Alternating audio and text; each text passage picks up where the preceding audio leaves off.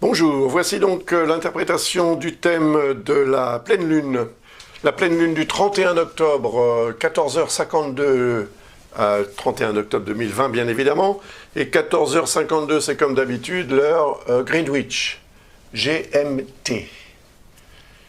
Voyez cette carte du ciel?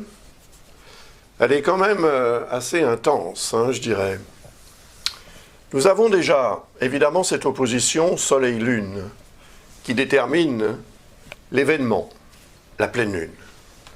La Terre est au centre, le Soleil éclaire la Lune, et donc de notre point de vue sur Terre, on la voit totalement éclairée, totalement sphérique. C'est très joli, mais derrière cette Lune se trouve Uranus. Vous voyez qu'il y a ce qu'on appelle une conjonction. C'est une conjonction exacte. 8 degrés 40, 8 degrés 40. Uranus est rétrograde, certes, mais il est quand même là. Et sa présence peut indiquer un événement soudain, totalement inattendu et probablement assez déstabilisant. Alors, cela peut avoir un effet chez les natifs du Taureau, plus particulièrement bien sûr, parce que comme vous le voyez, la Lune se trouve en Taureau, avec Uranus et la Lune noire. La Lune noire qui vient d'entrer, ou qui viendra d'entrer en Taureau, puisqu'elle va entrer dans ce signe le 22 octobre, et donc sa présence augmente, je dirais, l'effet un peu glauque peut-être, un peu sombre, un peu troublant de l'événement en question. Alors, là, nous sommes dans un signe de terre, en face, le Soleil est dans un signe d'eau, l'eau et la terre peuvent à nouveau se mélanger, et cela peut indiquer effectivement des perturbations sur le globe terrestre en termes d'inondations et de perturbations, d'incidents météorologiques de ce genre. Pour les natifs du Taureau, ça peut indiquer évidemment la concrétisation d'un changement. La concrétisation parce que la Lune joue souvent un rôle de détonateur. C'est l'astre le plus rapide de tous les astres qu'on prend en considération dans un thème astral. Elle met 27 jours et 6 heures pour faire le tour du zodiaque. Donc, elle entre en contact comme ça avec des astres beaucoup plus lents, comme Uranus, qui met 84 ans pour faire le tour. Donc, à chaque fois que la Lune passe à la longitude d'Uranus, certes, ça peut déclencher un mouvement d'humeur, un changement d'attitude, un changement de situation, un événement aussi indépendant de la volonté, toutes sortes de choses de genre. Mais quand ce phénomène se produit exactement au moment d'une pleine lune, c'est quand même rare, eh bien, automatiquement, c'est cette rareté qui peut indiquer que l'événement que la Lune peut produire en rapport avec Uranus sera beaucoup plus important que celui qui aurait pu se produire lors du précédent passage de la Lune à cet endroit du thème, du zodiaque plutôt que du thème. Mais c'est vrai que la Lune passe à un certain endroit de votre thème, donc quel est cet endroit? Quand je parle d'endroit, je ne parle pas que de signe, le signe on l'a vu c'est le Taureau. La maison, dans quelle maison astrologique cette conjonction, puisque nous allons tous la subir entre guillemets, parce que évidemment, subir, ça peut laisser sous-entendre une catastrophe, un problème, quelque chose de désagréable, alors qu'il peut s'agir aussi d'une bonne surprise, attention. Mais le fait est que cet événement est amplifié. La magnitude de l'événement est amplifiée par l'opposition Soleil-Lune, qui par définition donne à la Lune un énorme pouvoir quand elle est pleine. Tout le monde le sait. Elle a une énergie beaucoup plus forte que d'habitude. Donc elle arrive là à son apogée, cette énergie. Et en plus, le moment de la pleine lune, c'est un moment qui correspond à la période charnière entre la Lune ascendante et la Lune descendante. Donc à partir de quelques minutes après 14h52, peut-être 1 heure ou 2 après 14h52, la Lune sera en phase descendante. Elle le sera dès le moment où cette pleine Lune sera consommée, si je puis dire. Donc dès 14h52, 14h53, elle commencera à être en phase descendante. C'est une période à choisir, évidemment, pour boucler certains dossiers, par exemple, en vue de se préparer à ce que la nouvelle lune, qui aura lieu une quinzaine de jours plus tard, pourra produire.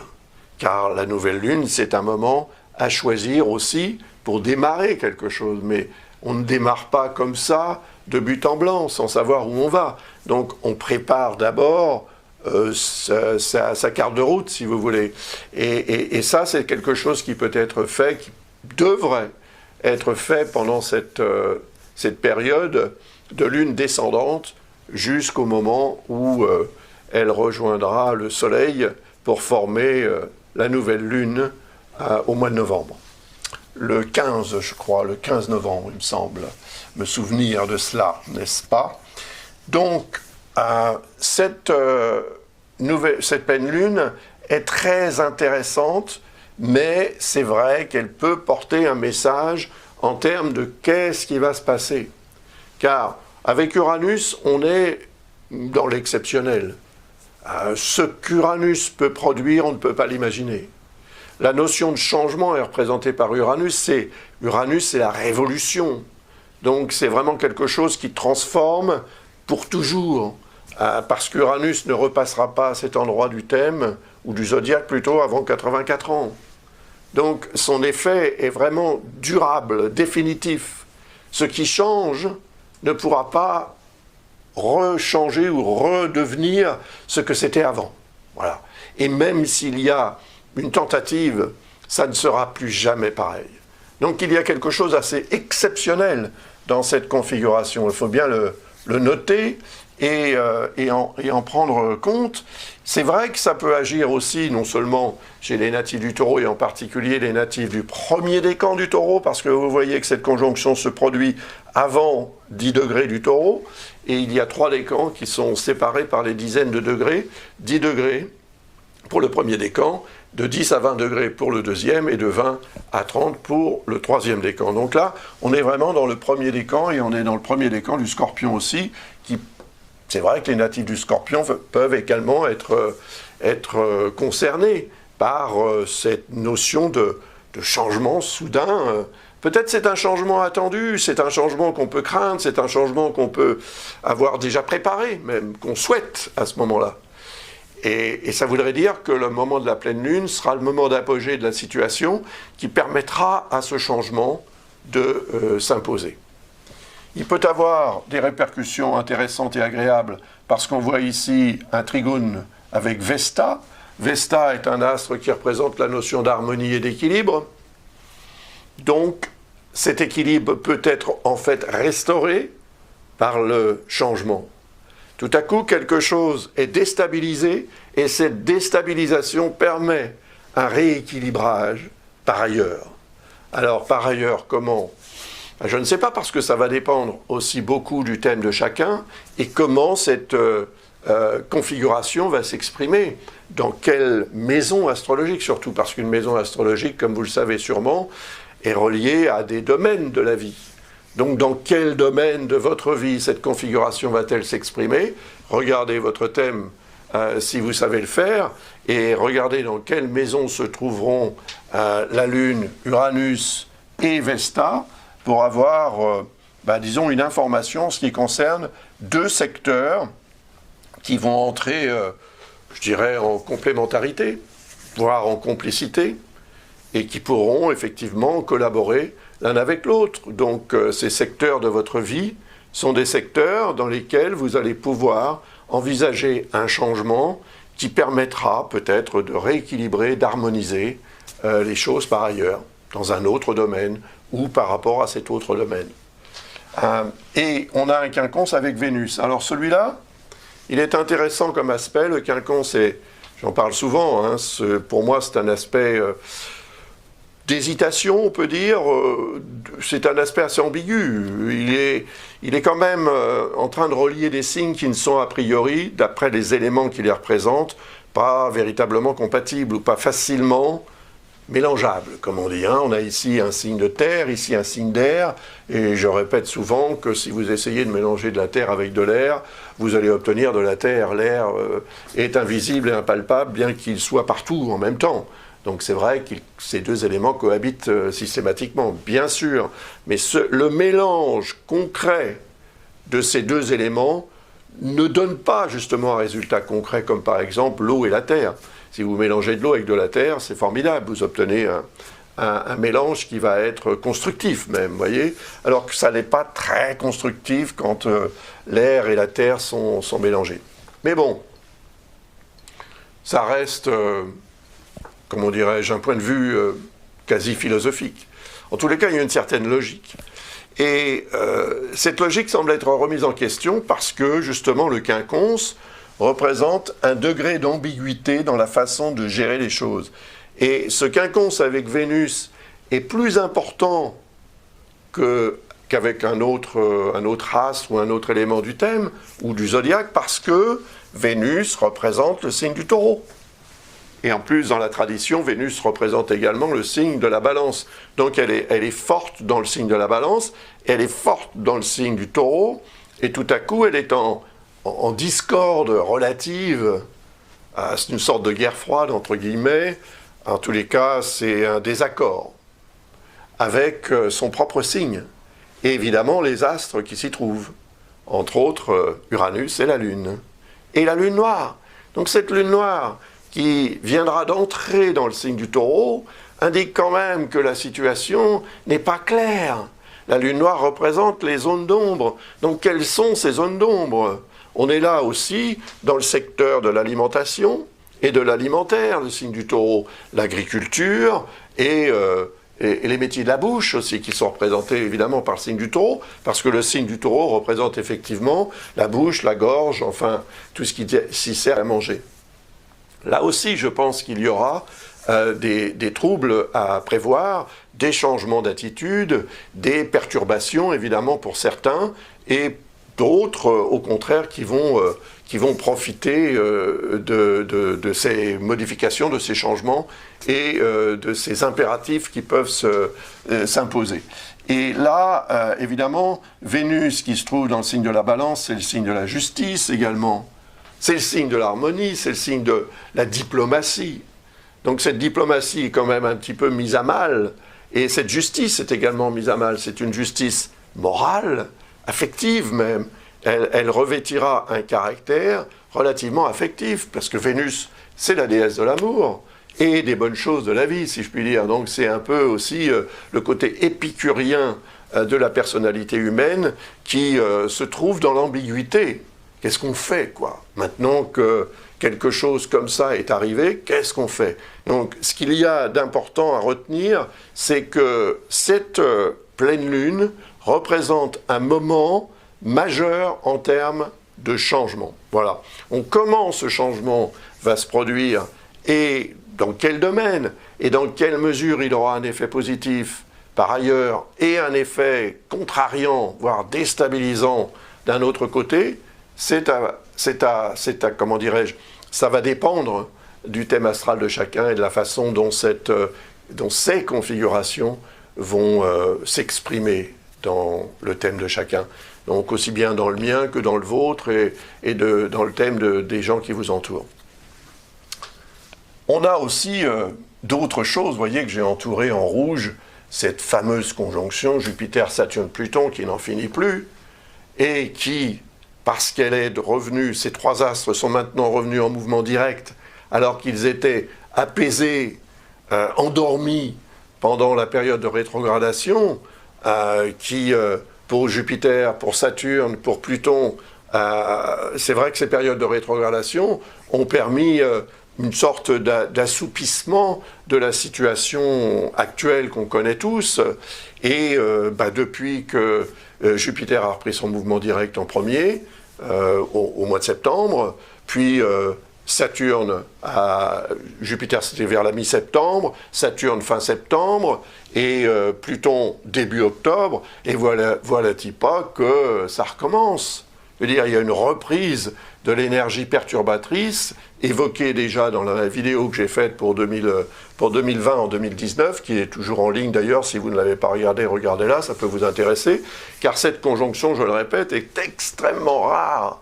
La dernière fois qu'elle s'est produite de cette façon, c'était quand même il y a 6594 ans. Voilà. Elle va durer. Elle va durer encore jusqu'au mois de décembre. Parce que Jupiter et Saturne vont quitter Pluton quand même. Goodbye Pluton, on t'a assez vu, on s'en va, et on va voir ce qui se passe par ailleurs autour du zodiaque. On va passer dans le signe du Verseau à partir du 17 décembre pour Saturne et du 19 pour Jupiter. Ça aussi, c'est un moment assez exceptionnel que ces deux astres quittent le signe du Capricorne quasiment en même temps, à 2 jours d'intervalle, c'est extrêmement rare. La dernière fois que ça s'est produit, c'était en 432. J'en ai déjà parlé de ça, j'ai d'ailleurs même fait une vidéo à ce sujet. Mais il y aura une nouvelle lune, il y aura une pleine lune en décembre. Et donc, elle aura un caractère très intéressant, justement parce que ces deux astres, Jupiter et Saturne, quittant le signe du Capricorne, libèrent quelque chose. C'est la libération, le signe du Verseau. Et c'est le signe du peuple, de la population, des gens en général, du monde, quoi, en quelque sorte. Et c'est le signe de l'innovation, de l'invention. Donc, est-ce qu'on peut imaginer ou espérer qu'il y ait effectivement une découverte majeure faite en décembre? Ce serait formidable pour nous libérer de ce que cette conjonction Jupiter-Saturne-Pluton a produit depuis qu'elle se trouve en Capricorne, c'est-à-dire depuis décembre 2019 en fait, puisque c'est en décembre 2019 que Jupiter est entré en Capricorne, pour rejoindre Saturne et Pluton, qui s'y trouvaient déjà depuis un peu plus longtemps. Mais vous voyez que dans cette carte du ciel, donc au moment de cette pleine lune, cette conjonction est toujours en dissonance avec Mars, qui est rétrograde. Donc un Mars rétrograde, c'est un Mars qui est moins virulent, mais il est moins efficace aussi. Donc ça veut dire qu'on va peut-être aussi tous, plus ou moins, manquer d'efficacité. Ça, j'en ai déjà parlé quand j'ai analysé le thème de la nouvelle lune, qui s'est produite le 16 octobre, parce que Mars, en fait, est en bélier depuis le mois de juin, depuis la fin du mois de juin, et il y sera jusqu'au 6 janvier. Donc dans la prochaine, comment dirais-je, dans le prochain thème de nouvelle lune du 15 novembre, on aura évidemment encore cette configuration ici, très tiraillante quand même. Mais là, on voit qu'il y a Mercure. Alors j'ai tracé une opposition un petit peu en pointillé, parce que elle est quand même assez large. Il y a une dizaine de degrés d'orbe, c'est beaucoup, mais bon, Balance et Bélier sont des signes opposés, donc on peut considérer un phénomène ou une tendance à l'opposition. En plus, Mercure est rétrograde. Et donc cette rétrogradation le rend aussi moins efficace. Donc nous serons certainement tous, plus ou moins, selon le thème encore une fois de chacun et la vie de chacun, et le niveau aussi intellectuel et mental de chacun, moins performants en termes de communication, en termes de communication et de peut-être aussi de gestion des relations humaines. Donc ce qu'on aura à dire par rapport à ce qu'on aura à faire, le dire c'est bien, le faire c'est mieux. Vous connaissez le sketch. Donc le dire c'est Mercure, le faire c'est Mars. Et en plus, c'est marrant parce que Mars représente le fer aussi. En termes de métaux, Mars représente le fer. Donc le dire c'est bien, le faire c'est mieux, mais il y a une opposition et les deux planètes opposées sont rétrogrades. Donc on va dire des choses qui ne seront pas forcément bien pensées et on va les faire pas nécessairement de la meilleure façon qui soit. Alors, quel est le résultat? Le résultat, c'est d'amplifier l'énergie de cette conjonction qui, entre parenthèses, joue une sorte de rôle d'arbitre, puisqu'elle est au mi-point de cette opposition, quasiment. et étant au mi-point de cette opposition, elle l'arbitre. Mais arbitrage fait par Jupiter, Saturne, Pluton, c'est un arbitrage assez radical et je dirais destructeur. Donc ça veut dire que si on ne gère pas bien les questions ou les situations mentalement, intellectuellement, rationnellement, on va agir de travers, et cette action de travers, avec Chiron qui n'est pas très loin, Chiron représente quand même tout ce qui a trait à la santé, peut devenir très préoccupant pendant cette période, tant que, en fait, Mars et Mercure sont rétrogrades. La rétrogradation de Mercure va se terminer, je l'ai noté ici quelque part, voyons voir, elle va se terminer le 4 novembre. Mais Mercure sera évidemment en Balance à cette époque-là, et toujours opposé à Mars. Donc le 4 novembre, donc quand même environ 11 jours, exactement 11 jours même je dirais, avant la nouvelle lune. Et c'est heureux parce que ça va indiquer quand même qu'au moment de cette nouvelle lune du 15 novembre, on sera peut-être un peu plus efficace pour réfléchir, communiquer, puisque Mercure représente ça, dans un souci aussi de diplomatie, parce que le signe de la Balance représente cette notion de diplomatie. Et puis Mars aussi sera revenu en mouvement direct le 14 novembre.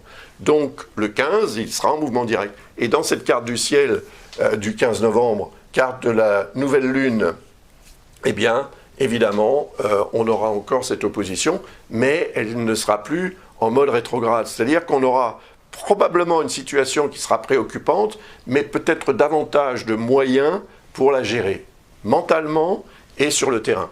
Sur le terrain, c'est Mars qui représente ça, l'action de faire les choses, quoi. Ça, c'est joindre le geste à la parole. Mais quand il y a une opposition entre le geste et la parole, soit on ne sait pas ce qu'on dit, ou soit on ne sait pas ce qu'on fait. Et ça risque d'être un petit peu ça quand même pendant cette période de pleine lune. Donc la lune, elle, va continuer son périple, et je vais vous donner quelques informations au sujet des moments où elle va rejoindre d'abord la position du nœud sud ici en Gémeaux, qui est reliée à Mercure. Je vous signale quand même que le signe des Gémeaux est représenté par Mercure, et en harmonie avec Mercure. Donc on peut aussi avoir tendance à penser qu'on a raison, puisque le nœud nord représente ce vers quoi on doit tendre. Donc ce vers quoi on doit tendre, c'est les décisions qu'on prend et le résultat d'une cogitation, d'une analyse ou d'une discussion, d'une concertation. Mais on n'aura pas forcément raison. Ou alors on ne sera pas forcément compris, malgré qu'on ait raison. Vous voyez ce que je veux dire? C'est ambigu. Et l'ambiguïté provient effectivement de la rétrogradation de Mercure associée à celle de Mars. Et puis la Lune va rejoindre Vesta. Là, elle peut produire quelque chose d'intéressant en ce qui concerne le rééquilibrage des choses. Mais il y a toujours ce quinconce avec Chiron qui représente la santé des affaires ou la santé en termes de santé, effectivement, en tant que telle, je veux dire. Et donc Vesta peut être aussi représentative d'une difficulté de trouver l'équilibre, l'harmonie.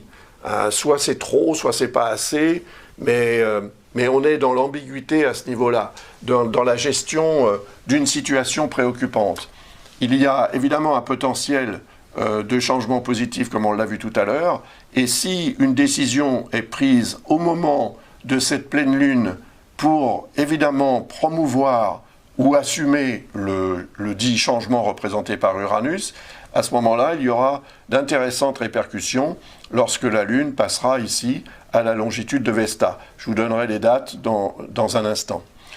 Et puis là, il y aura aussi un passage, évidemment, de la Lune sur Vénus. Et l'effet de quinconce que j'ai évoqué tout à l'heure peut évidemment se manifester par une hésitation lors de cette pleine Lune en Taureau, signe représenté par Vénus, avec des répercussions lorsque la Lune atteindra la position de Vénus. Évidemment, Vénus aura évolué ça prend quelques jours avant que la Lune n'arrive ici, mais disons que la conjonction, de toute façon, se produira dans cette période. Et puis, évidemment, lorsque la Lune arrivera sur Mercure, là, ça peut devenir un peu plus préoccupant, parce que justement, ce qui aura été dit de travers, ce qui aura été peut-être compris aussi de travers, ou ce qui n'aura pas été exprimé de la meilleure façon qu'il soit, et ou ce qui n'aura pas été suivi d'actes efficaces, peut devenir de nouveau soit une source de polémique, soit une prise de conscience, justement, de l'erreur commise, des erreurs commises, avec des répercussions à différents niveaux dans votre vie, mais également au niveau même planétaire, je dirais, parce que automatiquement, toutes ces influences vont se manifester globalement, bien sûr, mais elles nous affecteront tous individuellement, différemment, en fonction du thème de chacun, encore une fois, bien sûr.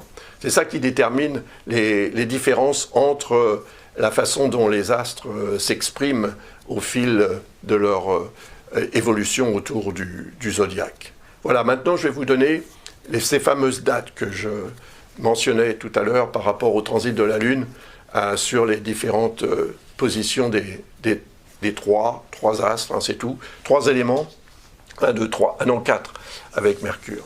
Voilà, donc je reviens tout de suite et je vous donne ça. Alors, voilà. Pour le passage de la Lune sur le nœud lunaire nord, ça se produira le 4 novembre. Le passage de la Lune sur Vesta se produira le 10 novembre. Le passage de la Lune sur Vénus le 12 novembre.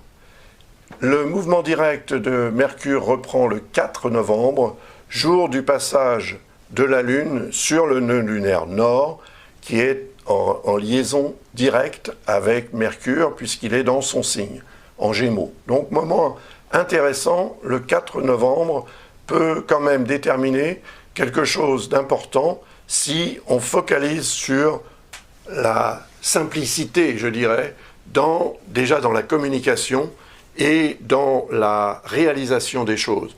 Restons simples plutôt que de tout compliquer. Ça, c'est très important et c'est vraiment représentatif de ce lien harmonique entre Mercure et le nœud lunaire nord. Bien qu'il y ait évidemment cette opposition avec Mars et cette dissonance avec cette conjonction Jupiter-Saturne-Pluton, ça reste vrai, bien sûr. Mais comprendre, c'est déjà permettre une amélioration substantielle des situations dans la vie. Et puis ensuite, il y aura cette nouvelle lune, donc à 23,18 degrés du Scorpion, le 15 novembre. Et évidemment, je ferai une vidéo à ce sujet très prochainement. Voilà, j'ai terminé cette analyse, j'espère qu'elle répond à votre attente et qu'elle vous sera utile à différents niveaux. Je vous souhaite donc, avec pas mal d'avance, hein, puisque nous sommes aujourd'hui le 19 octobre, je vous souhaite une belle pleine lune. J'espère que le ciel sera dégagé pour qu'on puisse l'admirer, cette pleine lune. Pas trop, hein, parce que ça peut avoir un effet assez néfaste sur la vision oculaire, quand même. C'est le soleil que vous regardez en regardant la lune, n'est-ce pas? Parce que finalement, c'est lui qui l'éclaire. Elle n'est pas éclairée de l'intérieur. Non, pas du tout. Au revoir, à bientôt. Vous trouverez tous mes ouvrages didactiques en vente sur Amazon. Si l'astrologie vous intéresse, profitez-en. Merci beaucoup.